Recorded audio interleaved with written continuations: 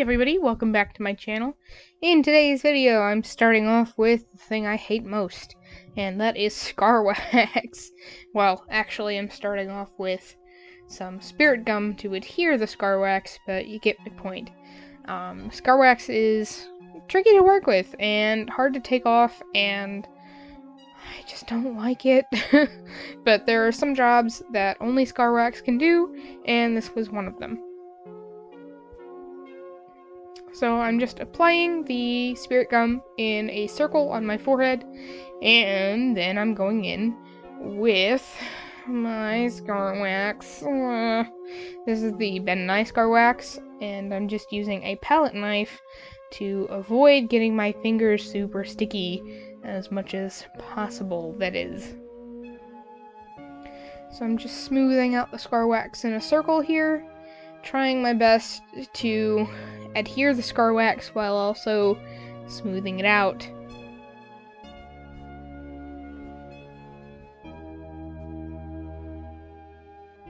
I don't know how some people can sculpt with scar wax like it's some kind of clay. I always have a super hard time getting it to stick, and then I also can't get it to mold in any sort of way. It just kind of mushes around. I don't know. Some people can build things out of scar wax, like cheekbones and fake noses, and I don't know. I just can't do it. I need more practice, but I refuse to practice because I don't like it. So, yeah. But anyways, here I'm just adding some more because my circle wasn't big enough. And in case you didn't see that, I'm trying to adhere half of a plastic Easter egg to my forehead.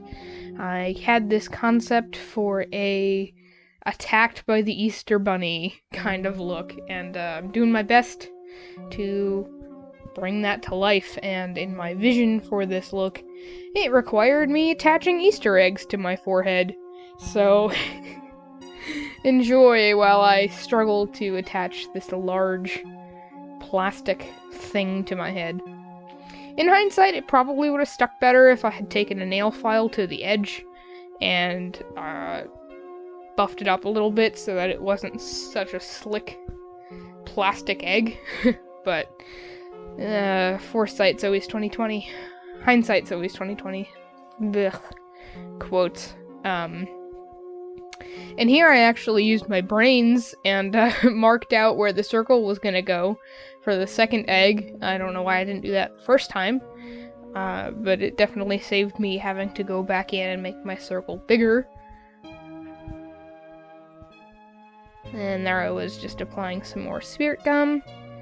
And I also grabbed a little bit of latex on a Q-tip and applied that to the scar wax to seal it. I do have wax sealer on order. I ordered wax sealer about a month ago, actually, but the company sent me another bottle of rigid collodion instead, so I had to email them and fix that. So I still don't have any, but you can also just use latex. The only reason I want the sealer is because my liquid latex dries quite a bit lighter than my flesh tone, and it's not clear, so I want the wax sealer so that you don't have that white latex overcast.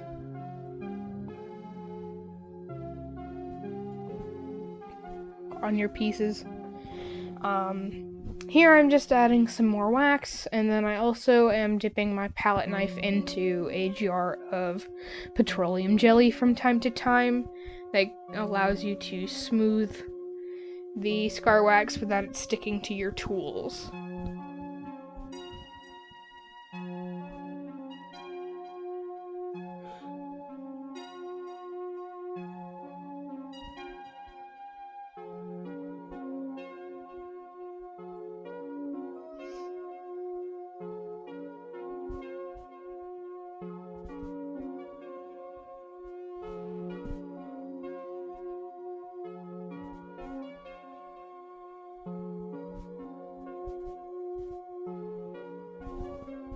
And here I decided to just use my fingers a little bit, again with some petroleum jelly on there to smooth that out.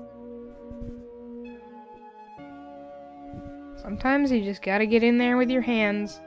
As much as I try to avoid using my hands, because scar wax heats up. The more you touch it, the more body heat you transfer to the product, and the stickier and more uncooperative it gets. So, try my best to avoid touching it whenever possible. But here I'm just attaching the egg, and also going around the edges, just adding a little bit more scar wax to the egg, and then smoothing that into the scar wax that's already there. And then, just like before, going around the edges with some liquid latex to seal in the scar wax. Scar wax doesn't dry, so it's always going to stay relatively malleable, depending on the brand of scar wax. If you're using, say, Mayron's scar wax, as it cools down, it gets more like candle wax and cracks easily. So you wouldn't want to use that in an area of the body that has a lot of movement. And there I just used a hairdryer really quick to dry the latex, but you can't use it for too long because then you'll melt the wax.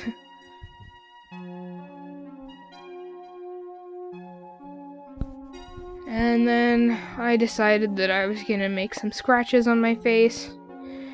And of course, instead of just using the liquid latex, I decided that I was gonna use the scar wax. Because scar wax makes nice cut shapes. I hate using scar wax. It is the bane of my SFX existence. But anyways, on a side note, does anybody know how to make a life cast? I'd really like to have a life cast of my face so I can make prosthetics beforehand. I really hate waiting for latex to dry on my skin, and especially if I want to make anything super three-dimensional, I need something to build it on that I can let it dry on for a few days.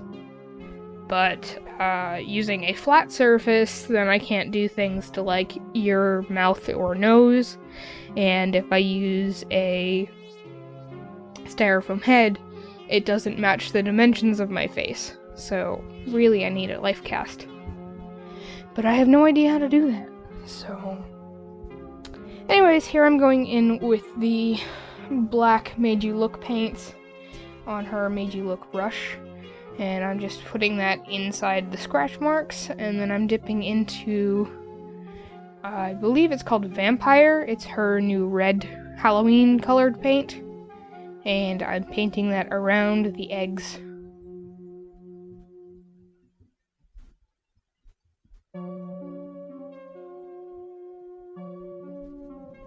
And then I'm going in with some Ben Nye Thick Blood on my spatula, and I'm running that along the scars.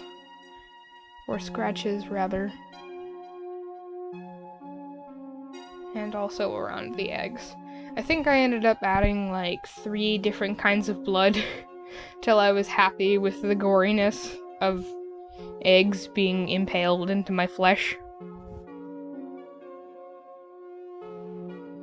Also, my coworker, shout out to her, was like, make it bloody, and I was like, I got you, fam.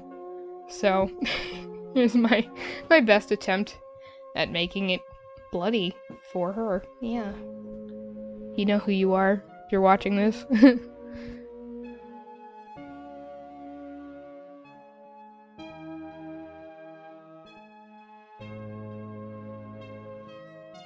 And then this is the Mayron coagulated blood.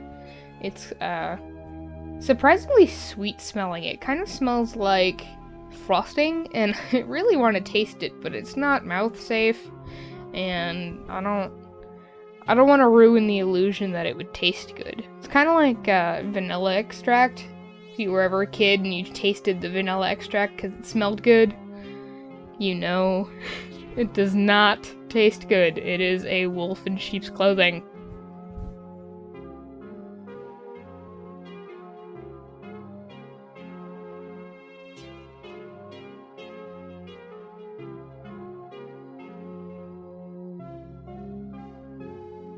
And here I'm just going in with some fresh blood. This is the Spirit Halloween brand of loose liquid blood that you can get in larger containers. I just bought one of the bigger containers, and then I pour it into this little bottle and keep refilling it as needed to make it more manageable, but also make it more cost effective. So I'm just applying that with a Q-tip then.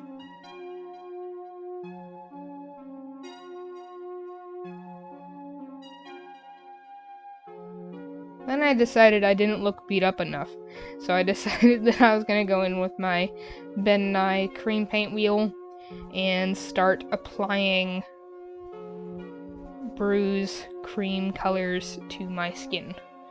And that was also the Mayron cream bruise wheel as well. I really like the blue shade out of the Mayron palette, and then I like the greens and yellows out of the Ben Nye palette, so I do my best to use what I have.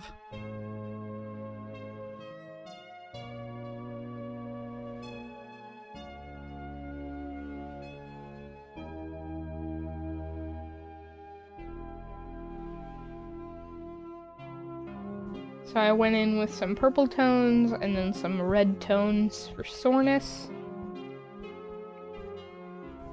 As bruises heal, then the portions that were darker, like purples, will turn green, and the parts that were more bright red will turn yellow. So if you want an aged bruise, you're gonna want all 4 of those colors, really. Then, if you're ever hit in the face above your eyes, like I was impaled with the egg here, blood will pool into your eye sockets, and that's why you get black eyes when you're punched in the head. And then I blocked out my teeth to make it look like I had rabbit teeth, and I put on a pastel wig. Thank you so much for watching. I hope you enjoyed this video. And here's my attacked by an Easter bunny look. Happy Halloween, everybody! See you in my next video.